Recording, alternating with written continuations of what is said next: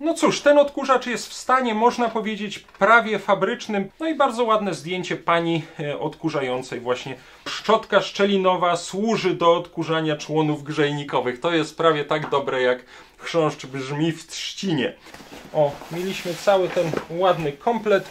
Artykuły elektrotechniczne, Warszawa, ulica Koszykowa 63, czyli właśnie słynna hala Koszyki. Tutaj na tym zdjęciu widać także inne odkurzacze z podobnego czasu. Odkurzacz Alfa 2 i odkurzacz Alfa K2 nie był już objęty gwarancją, czyli jakaś pani dostała odkurzacz bez gwarancji, który pewnie dosyć szybko się zepsuł. W środku nie jest ten odkurzacz zardzewiały. Właśnie tak pamiętałem, że one są troszeczkę niewygodne i możemy wszystko to wyjąć ze środka z odkurzacza.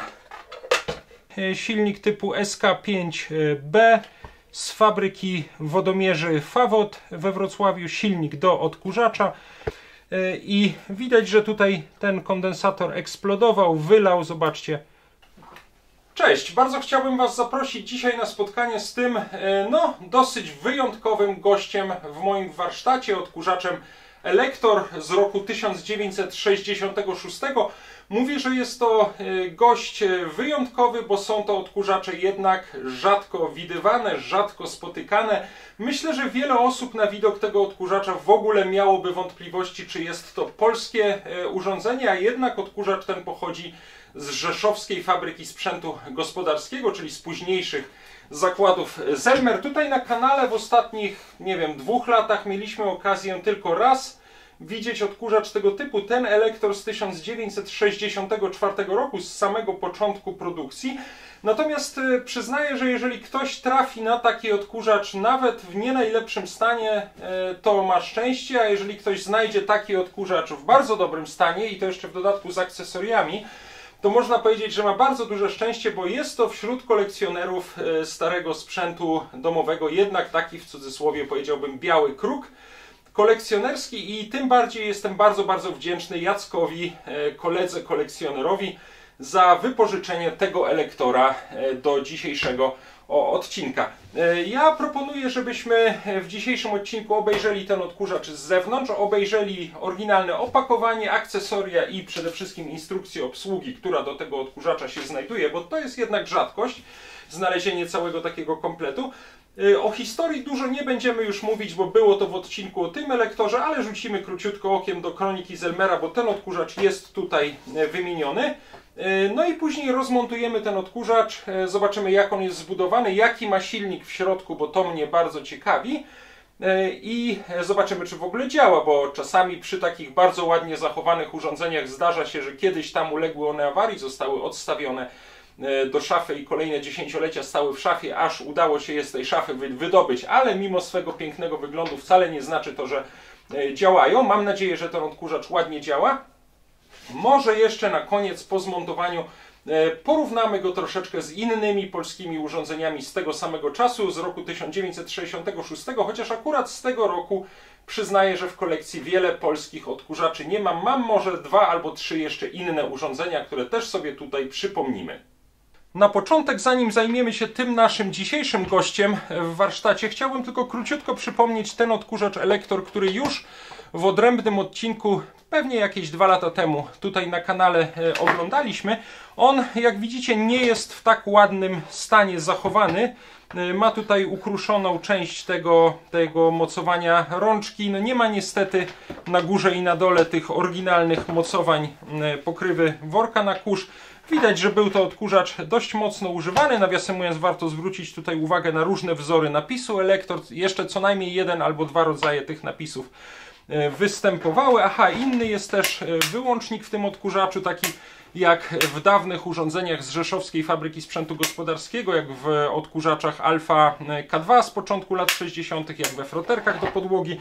Tutaj już jest taki wyłącznik jak w Zelmerach z końca lat 60. czy z lat 70. Od spodu podobnie jest to zbudowane, też są takie nóżki z kółeczkami, no tutaj nie ma tego zaczepu, tutaj jest nieoryginalne też to kółeczko, ale mimo wszystko ten odkurzacz jest też bardzo ciekawy, bardzo cenny, bardzo się z niego cieszę, bo to jest urządzenie z roku 1964, a według kroniki zakładów Zelmer właśnie w 1964 roku te odkurzacze się pojawiły. Tutaj w rozdziale zaczęło się od blachy i alfy. O historii odkurzaczy z Rzeszowa jest napisane: w 1964 roku rozwijające się biuro konstrukcyjne Zelmeru, aczkolwiek wtedy jeszcze fabryka nosiła nazwę Rzeszowskiej Fabryki Sprzętu Gospodarskiego. Dopiero od 1967 roku były to zakłady Zelmer. W każdym razie biuro konstrukcyjne opracowało bardzo nowoczesny, jak na owe czasy, w kształcie i rozwiązaniach konstrukcyjnych odkurzacz Elektor. No i praca nad tym odkurzaczem i zdobyte doświadczenia doprowadziły do powstania następnego typu odkurzacza, nazwanego Zelmer 01. To był ten mały, ręczny odkurzaczyk, który też już oglądaliśmy tutaj w co najmniej 2 czy 3 odcinkach. Odkurzacz wprowadzony na rynek chyba w 1968 roku, czyli 2 lata po tym elektorze, a 4 lata po rozpoczęciu produkcji elektora w ogóle. Korpus tego odkurzacza, tutaj mowa jest już o Zelmerze 01, był wykonany z blachy i miał charakterystyczny profil zbliżony do sześciokąta. Był on protoplastą opracowanej później całej rodziny odkurzaczy produkowanych przez lata 70. aż do dzisiaj. To jest książka z 86 roku. W każdym razie można by też w pewnym sensie powiedzieć, że ten Elektor to też jest taki model przejściowy pomiędzy tymi dawnymi, wcześniejszymi, obłymi, okrągłymi modelami typu Alfa 2 czy Alfa K2, które zresztą później sobie jeszcze zobaczymy, a tymi już w cudzysłowie nowoczesnymi odkurzaczami, takimi jak właśnie Zelmer 01, Zelmer 03, później Zelmer 04 z tą kanciastą, taką sześciokątną obudową. To te odkurzacze też tutaj na kanale wielokrotnie już oglądaliśmy. Może jeszcze do tych porównań, jeżeli chodzi o design obudowy, czy design tych odkurzaczy, czy ich wzornictwo, może jeszcze później do tego sobie wrócimy. Tutaj jest sporo w kronice zakładów Zelmer o roli odkurzacza Elektor wśród urządzeń eksportowanych z Polski w drugiej połowie lat 60., właściwie chyba do początku lat 70. To był chyba jeden z takich ówczesnych głównych produktów eksportowych i przypuszczam, że być może dlatego też dosyć trudno te odkurzacze jest u nas spotkać. Po prostu bardzo dużo egzemplarzy tych odkurzaczy zostało wyeksportowanych do krajów ówczesnego bloku wschodniego, ale podobno też na zachód. O tym sobie czytaliśmy, o tych różnych krajach, do których wysyłano elektory. O tym czytaliśmy w odcinku o tym odkurzaczu. Bardzo Was zachęcam, żeby tam jeszcze zajrzeć. Tutaj o historii więcej nie chciałbym mówić. Także ja na razie ten odkurzacz odstawiam, o nim jest oddzielny odcinek, no a my oglądamy sobie naszego dzisiejszego gościa specjalnego. No cóż, ten odkurzacz jest w stanie, można powiedzieć, prawie fabrycznym. Pewnie był używany, bo są tutaj jakieś drobne zarysowania na tej plastikowej obudowie silnika, aczkolwiek jeżeli był używany, to naprawdę bardzo krótko i bardzo niewiele i ktoś o niego naprawdę musiał dbać. Tutaj praktycznie ta metalowa obudowa malowana w takim szarym kolorze młotkowym jest no, zupełnie nieuszkodzona. Tu w jednym miejscu jest jakiś taki lekki odprysk lakieru. Bardzo ładnie zachował się ten napis Elektor, ładnie zachowały się wszystkie te plastikowe elementy. No rzućmy może od razu okiem na tabliczkę znamionową, którą jak zwykle wyświetlę Wam tutaj z boku. Na górze po lewej stronie logo Rzeszowskiej Fabryki Sprzętu Gospodarskiego, napis odkurzacz Elektor. Tutaj jest numer odkurzacza, typ A8,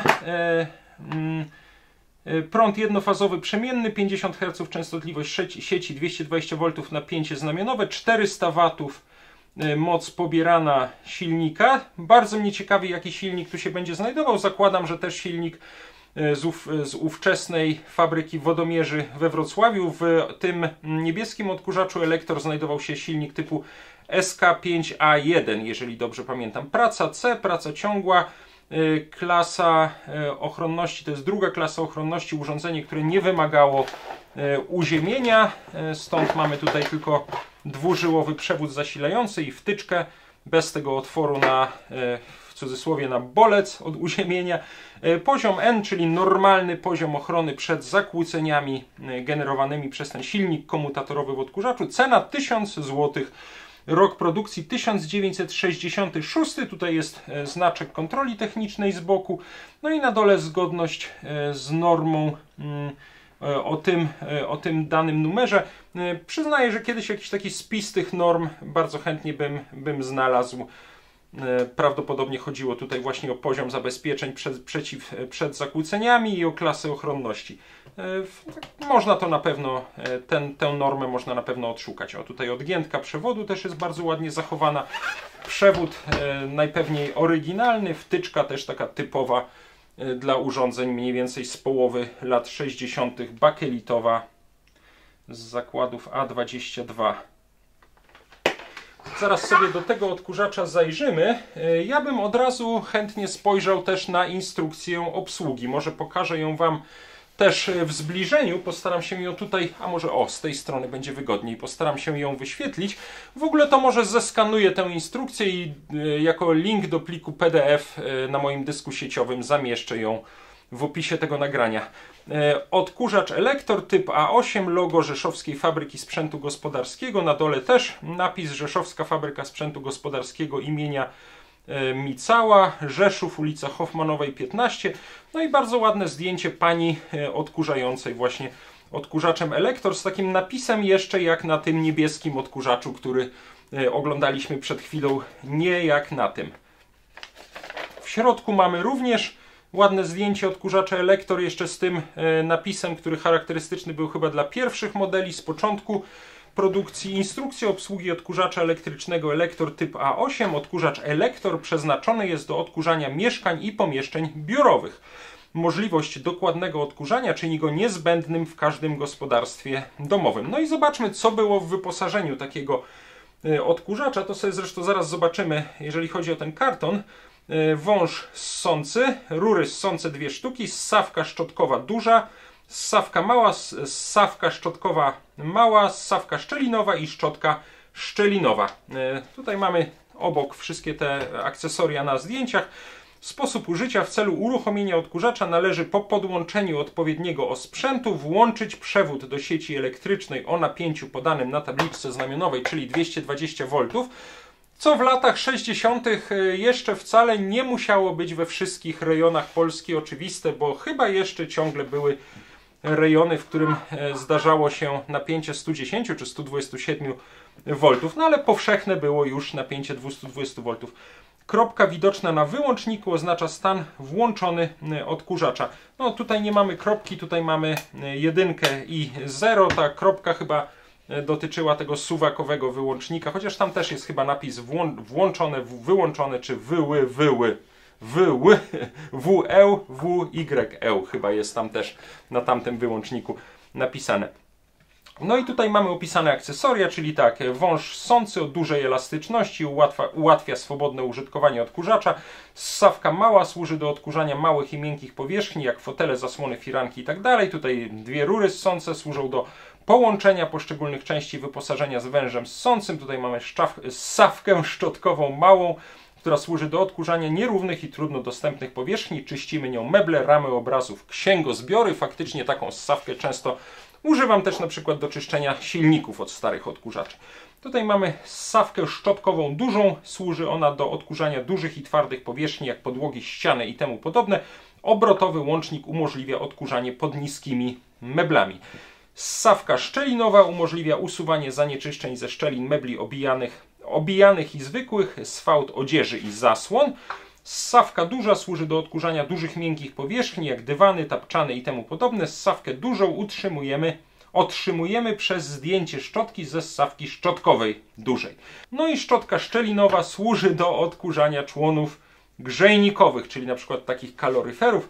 Przed przystąpieniem do pracy należy założyć ją do ssawki szczelinowej.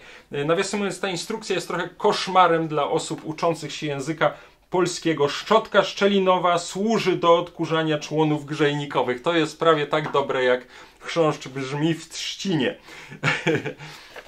Na końcu uwaga, Nie zaleca się prania zbiornika kurzu, czyli worka na kurz, który zaraz sobie obejrzymy. Nie należy dopuszczać do nadmiernego nagromadzenia się kurzu w zbiorniku, gdyż powoduje to obniżenie własności ssących. To i tak jest nie tak fajne jak przy pierwszych polskich odkurzaczach z Rzeszowa, gdzie w instrukcji była mowa o tak zwanej dobroci ssania. Obniżenie tych własności może nastąpić również przez zatkanie się węża, na przykład pomiętym papierem, co z kolei może spowodować przegrzanie i spalenie się silnika. Punkt trzeci. Nie należy odkurzać przedmiotów silnie nagrzanych i mokrych. Po 2 latach pracy należy sprawdzić stan szczotek, a w przypadku zużycia się, chodzi tutaj oczywiście o szczotki w silniku, nie o szczotki do odkurzania, a w przypadku zużycia wymienić je oraz uzupełnić smar w łożyskach. Zaleca się przeprowadzić wymienione czynności w punktach usługowych Eldom. Do wymiany stosować szczotki węglowe o wymiarach 6,5 na 8 na 21 mm. Super, mamy tutaj od razu podane rozmiary szczotek. No i dane techniczne: podciśnienie to jest 1000 mm słupa wody plus minus 10%, wydajność ssania 1035 litrów na minutę plus minus 15%, znamionowa moc pobierana 400 W plus minus 15%, napięcie 220 V, ciężar bez wyposażenia 5,30 kg. Okres gwarancyjny trwa 12 miesięcy od chwili zakupienia odkurzacza. W okresie gwarancyjnym klientowi przysługuje prawo dokonywania bezpłatnej naprawy wszelkich uszkodzeń w punktach naprawczych Eldom. Szczególne warunki naprawcze podane są na karcie gwarancyjnej dołączonej do każdego odkurzacza. No i uwaga, sprzęt pozostawiony bez dozoru może stanowić niebezpieczeństwo dla dzieci. Dokonywanie przez osoby niepowołane jakichkolwiek napraw w instalacji elektrycznej przy podłączonym do sieci przewodzie podłączeniowym grozi porażeniem. Wydawnictwo katalogów i cenników. No i tutaj jest numer zamówienia, chyba z 1965 roku. Do tej instrukcji mamy też dołączoną kartę gwarancyjną. Rzeszowska Fabryka Sprzętu Gospodarskiego. O, może tam ją Wam wyświetlę. Karta gwarancyjna, odkurzacze elektryczne typu Alfa K2 i Elektor przeznaczone są tylko do użytku domowego. W związku z tym gwarantujemy sprawne działanie odkurzacza elektrycznego typ A8, numer fabryczny taki a taki. A sprawdźmy z ciekawości.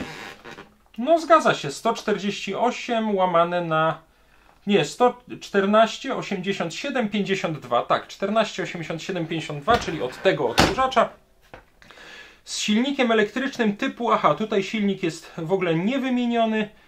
Odbiorcy nabywającemu powyższy odkurzacz do użytku domowego na okres 18 miesięcy. Wszystkim innym odbiorcom, jak na przykład hotelom, przedsiębiorstwom, instytucjom, na okres 6 miesięcy, licząc w obu przypadkach od daty kupna odkurzacza w punkcie sprzedaży detalicznej. I tutaj jest pewna ciekawostka, której przyznaję, że wcześniej nie zauważyłem, dopiero później dokładniej sobie obejrzałem tę kartę gwarancyjną i zwróciłem na to uwagę. Jeszcze raz to przeczytajmy. W obu przypadkach od daty kupna odkurzacza w punkcie sprzedaży detalicznej, i teraz uwaga, a nie przekraczającym 27 miesięcy licząc od daty wysyłki z fabryki, to jest do dnia 31 stycznia 1969 roku. Tego dnia upływało 27 miesięcy od, powiedzmy, wysłania tego odkurzacza, jeżeli był wyprodukowany w 1966 roku. No i to był okres, po którym ta gwarancja już nie obowiązywała, tak jak to rozumiem. Natomiast jak sobie otworzymy tutaj tę kartę gwarancyjną, to tutaj na kuponach reklamacyjnych na silnik i na kuponach na odkurzacz mamy wymienioną datę wysyłki z fabryki 31 października 1966 roku. Tak?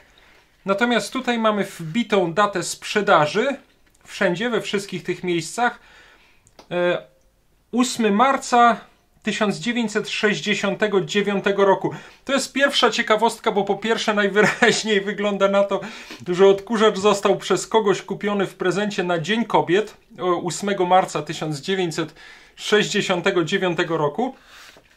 Ale to, co ciekawe, jest to prezent trochę wybrakowany, no bo zobaczcie, skoro ten okres gwarancyjny nie przekraczający 27 miesięcy od daty wysyłki z fabryki kończył się 31 stycznia 1969 roku, to odkurzacz kupiony 8 marca 1969 roku, jak rozumiem, nie był już objęty gwarancją, czyli jakaś pani dostała odkurzacz bez gwarancji, który pewnie dosyć szybko się zepsuł i przetrwał do naszych czasów.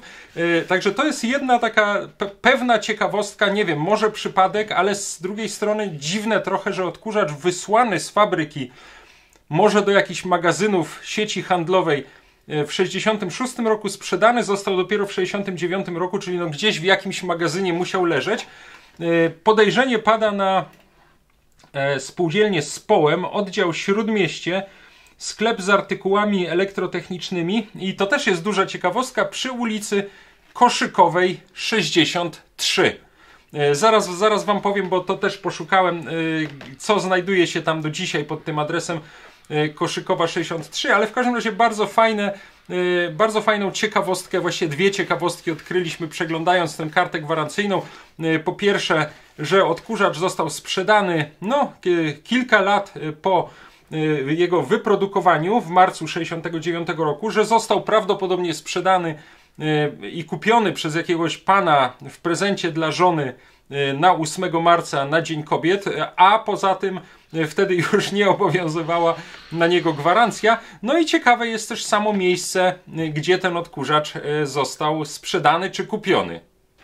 A tym ciekawym miejscem, w którym został ten odkurzacz sprzedany czy kupiony, jest słynna historyczna warszawska hala Koszyki. Jak się tak wpatrzymy w tę pieczątkę, to ja ją wyświetlę jeszcze raz tutaj z boku, to możemy zobaczyć, że jest tutaj napis pieczątka spółdzielni Społem, oddział Śródmieście, jest skrót SDH, Spółdzielczy Dom Handlowy Koszyki, artykuły elektrotechniczne, Warszawa, ulica Koszykowa 63, czyli właśnie słynna hala Koszyki. Ja poszukałem trochę zdjęć w Narodowym Archiwum Cyfrowym i są tam zdjęcia akurat z 1967, nie 69, ale 67 roku. Nie znalazłem wprawdzie zdjęć z artykułami gospodarstwa domowego, ale znalazłem na przykład stoisko w Spółdzielczym Domu Handlowym Koszyki z radioodbiornikami i tam chyba widać też telewizory. Czyli no prawdopodobnie gdzieś na tym właśnie stoisku, które widać tutaj na zdjęciu, obok tych radioodbiorników stały gdzieś też odkurzacze i prawdopodobnie tam właśnie ten odkurzacz został kupiony. Nawiasem mówiąc, hala Koszyki to jest ciekawe miejsce też dzisiaj w Warszawie. Po przeprowadzonym już sporo lat temu remoncie stało się takim bardzo modnym centrum gastronomicznym. Ja pamiętam jeszcze powiedzmy z wczesnych lat 80., jak czasem tam jako dziecko z rodzicami chodziłem na zakupy, bo faktycznie można było tam czasem dostać rzeczy, które gdzie indziej były nieosiągalne. Także no też duża ciekawostka, jeżeli chodzi o historię tego odkurzacza, którą na podstawie tej karty gwarancyjnej całkiem fajnie udało się nam do tej pory zrekonstruować. Bardzo ciekawe dokumenty. Tak jak wspomniałem, skany tych dokumentów zamieszczam w opisie tego nagrania. To jest chyba wszystko, jeżeli chodzi o taki szybki rzut oka na ten odkurzacz. Aha, no to rzućmy jeszcze okiem na ten również bardzo ciekawy karton z akcesoriami. Ja ten odkurzacz na chwileczkę włożyłem tutaj do tego kartonu, bo chciałem wam pokazać, jak to było pierwotnie spakowane. Nawiasem mówiąc, warto byłoby troszeczkę przy tym kartonie popracować, żeby on odzyskał pierwotny kształt, a ja nawet spróbuję może znaleźć jakiś troszeczkę większy karton, żeby włożyć ten do środka większego kartonu, żeby on był jednak chroniony. I można by tutaj te naklejki też delikatnie klejem do papieru podoklejać. Tutaj naklejki, uwaga, żeby uważać na zawartość tego kartonu.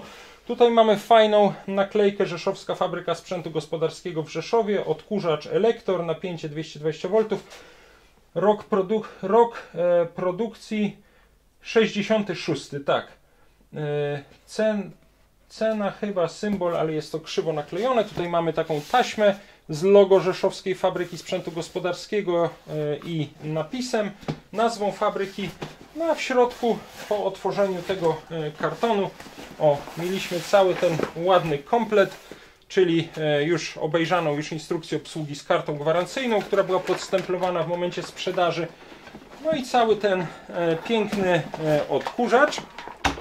Na razie go tutaj postawię. A poza tym mieliśmy tutaj jeszcze akcesoria, czyli tak, ten gięty wąż w stanie, powiedziałbym, idealnym. mieliśmy dwie rury, mieliśmy dużą ssawkę, z której można było zdjąć szczotkę, mieliśmy małą ssawkę, mieliśmy taką ssawkę z włosami, mieliśmy ssawkę szczelinową, mieliśmy tę ssawkę szczelinową, którą chyba montowało się na tej ssawce do odkurzania na przykład żeberek grzejników. I tutaj jest jeszcze taka końcóweczka, którą chyba montowało się na wylocie powietrza w ten sposób, żeby ten odkurzacz, nie wiem, dmuchał w górę i nie rozdmuchiwał kurzu po części nieodkurzonej jeszcze podłogi. Później to sobie wypróbujemy. Tutaj jeszcze jest nawet papier, w który pewnie te akcesoria były zapakowane. Bardzo, bardzo ładny zestaw. Ja pozwólcie, że na razie włożę wszystkie te akcesoria z powrotem. Potem jeszcze będziemy robić próbę tego odkurzacza, to wtedy na pewno je ponownie wyjmiemy i spróbujemy nimi poodkurzać. Aha, przepraszam, zapomniałem jeszcze powiedzieć, że bardzo ładną archiwalną fotografię odkurzacza Elektor można zobaczyć m.in. w Narodowym Archiwum Cyfrowym. Nawet chyba ją w odcinku o tym niebieskim odkurzaczu oglądaliśmy.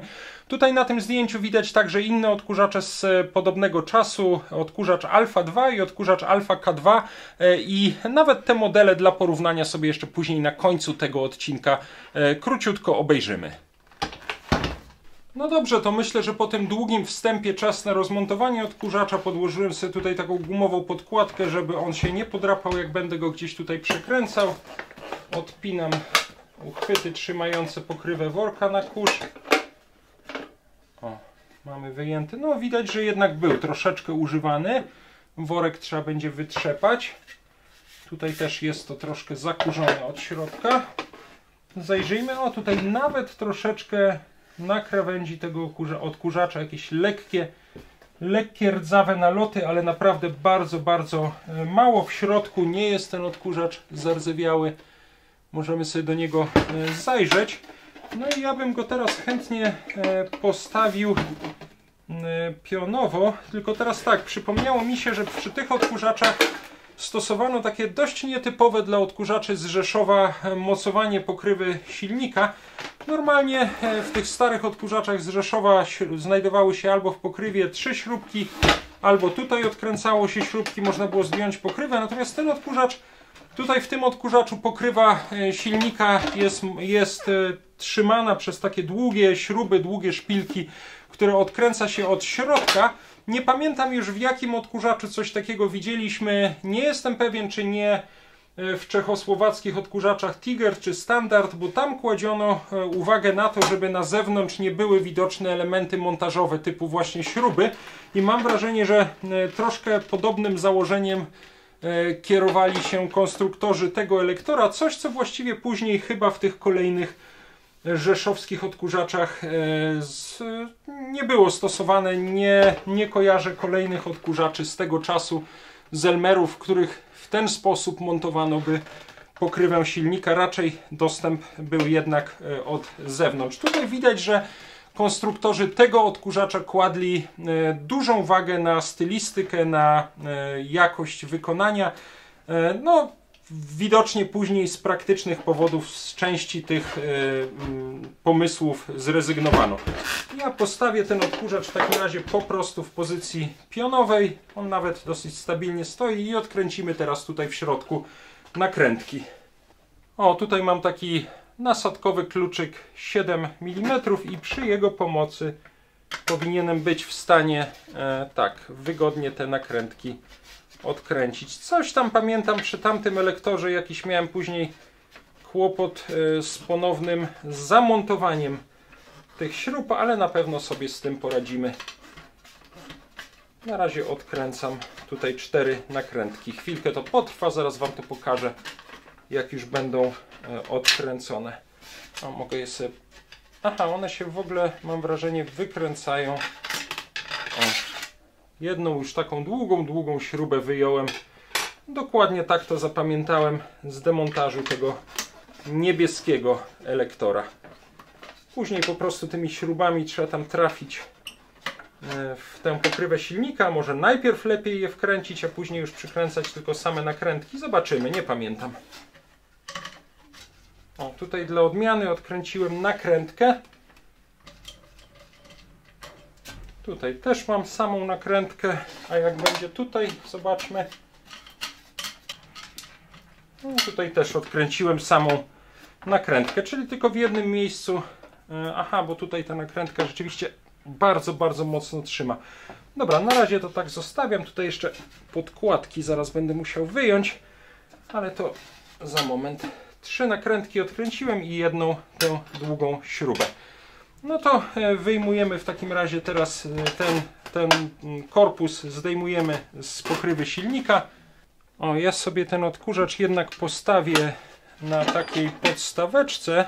Teraz w drugą stronę, w pionowo. O, i tutaj mogę unieść pokrywę, tylko że silnik znajdujący się tutaj mi dalej blokuje, a nie mogę jej odchylić na bok, bo te szpilki mi przeszkadzają. Właśnie tak pamiętałem, że one są troszeczkę niewygodne. Najlepiej byłoby je, prawdę mówiąc, z tej plastikowej pokrywy wykręcić, ale one się jak na złość dosyć mocno trzymają, trzeba by tu gdzieś kombinerkami za nie kręcić, więc ja po prostu odkręcę tutaj zaraz te śrubki tej klamry od silnika i wyjmiemy cały silnik, przepraszam, ze środka.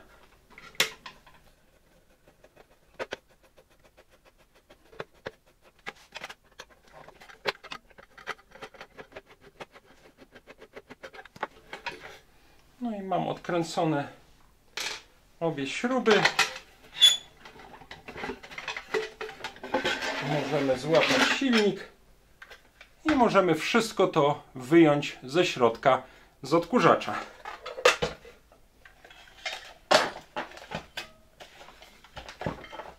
Aha, tutaj została jeszcze, momencik, o, pokrywa układu ssącego. No i mamy tutaj wyjęty silnik z odkurzacza, bardzo ładny silnik typu SK5B z fabryki wodomierzy Fawot we Wrocławiu, silnik do odkurzacza. Natomiast, aha, tutaj jest jeszcze tabliczka, rok 1966, numer silnika, bardzo ładnie zachowany egzemplarz silnika. Natomiast zobaczcie, tutaj widać, że ten odkurzacz najprawdopodobniej jednak nie funkcjonował. Tutaj jest kondensator, czy inaczej mówiąc filtr przeciwzakłóceniowy. Zresztą z zakładów Belma w Bydgoszczy. Dosyć często trafiam na te kondensatory właśnie mniej więcej z połowy lat 60. i prawie zawsze, czy najczęściej są one już uszkodzone. I widać, że tutaj ten kondensator eksplodował, wylał, zobaczcie. Tutaj są takie naloty na nim i jest to chlapana w ogóle cała ta wewnętrzna pokrywa silnika jakimś takim nalotem. To wszystko wyleciało z tego kondensatora. Prawdopodobnie gdybyśmy teraz ten silnik podłączyli do zasilania, to on by spowodował zwarcie, zadziałałyby bezpieczniki w domu. Zaraz to zresztą miernikiem sprawdzimy, natomiast no nie ma prawa to działać. Trzeba by albo wymienić ten kondensator przeciwzakłóceniowy na inny, albo prawdę mówiąc można go w ogóle stąd usunąć i podłączyć te przewody wchodzące tutaj do kondensatora bezpośrednio do przewodów do tego i do tego idących już do uzwojeń silnika. Czyli ten kondensator będziemy musieli usunąć. Nie wiem, można go ewentualnie zostawić jako taki oryginalny element, ale on już nie będzie funkcjonował, a wręcz pewnie będzie sprawiał, że ten silnik nie będzie działał. Także to musimy zrobić, bo tak nie będzie to mogło pozostać. W tym miejscu chciałbym Was bardzo poprosić, żebyśmy zrobili przerwę. Jak widzicie, ja mam ten odkurzacz Elektor już zmontowany i nawet on całkiem fajnie działa. Natomiast w momencie, kiedy montowałem ten film, zorientowałem się, że ten dzisiejszy odcinek, gdybyśmy chcieli wszystko w nim zmieścić, trwałby jednak bardzo długo, myślę, że co najmniej godzinę, a jest to potem trochę niewygodne do oglądania. Dlatego pomyślałem sobie, że ten pierwszy odcinek o ogólnym przeglądzie, trochę o historii, trochę o instrukcji tego odkurzacza Elektor, o jego demontażu, na tym zakończymy. Natomiast w drugim odcinku zrobimy niewielką naprawę tego silnika, która będzie polegała na wycięciu uszkodzonego kondensatora. Rzecz bardzo prosta. Podłączymy ten silnik do zasilania i przetestujemy, zobaczymy jak on działa, no i potem zmontujemy cały ten odkurzacz, zobaczymy jak działa odkurzacz, ewentualnie porównamy go też z kilkoma innymi modelami, które w owym czasie były dostępne w sklepach. To jest odkurzacz Alpha 2 z 66 roku, z tego samego roku, z którego pochodzi nasz Elektor. No a ponieważ był on sprzedany w 69 roku, tak jak zobaczyliśmy, to może wygrzebie jeszcze jakieś odkurzacze właśnie z końca lat 90. Zobaczymy, co wtedy na półkach sklepowych stało razem z tym Elektorem. Nie trzeba się będzie spieszyć, ja nie będę musiał w montażu wycinać jakichś scen, żeby ten odcinek nie był za długi. A żeby nie zostawiać Was w takiej niepewności, jak to będzie dalej wyglądało, to jeszcze na koniec umieszczę 2-3 króciutkie sceny, może właśnie z testu silnika, może właśnie z testu tego odkurzacza. A ja teraz biorę się za dokończenie drugiego odcinka, bo jeszcze nie zrobiłem właśnie porównania z tymi innymi odkurzaczami i przede wszystkim chciałbym gdzieś tutaj w warsztacie, a raczej w ogrodzie rozwinąć jakiś brudny dywan i chciałbym faktycznie tym Elektorem ten dywan poodkurzać. Także za dzisiaj bardzo Wam dziękuję. Myślę, że było to ciekawe. Ja w każdym razie bardzo lubię spędzać czas w towarzystwie tych starych urządzeń i dlatego te odcinki wychodzą takie długie. No a widzimy się już bardzo niedługo w drugim odcinku poświęconym małej naprawie i montażowi tego odkurzacza Elektor z 1966 roku. Odkurzacza, który został kiedyś przez jego poprzedniego właściciela kupiony w warszawskiej hali Koszyki, chyba w roku 1969. No a jeszcze raz na koniec bardzo dziękuję Jackowi za wypożyczenie tego pięknego odkurzacza do dzisiejszego odcinka i do następnego odcinka, który niebawem zobaczymy. Cześć, do zobaczenia.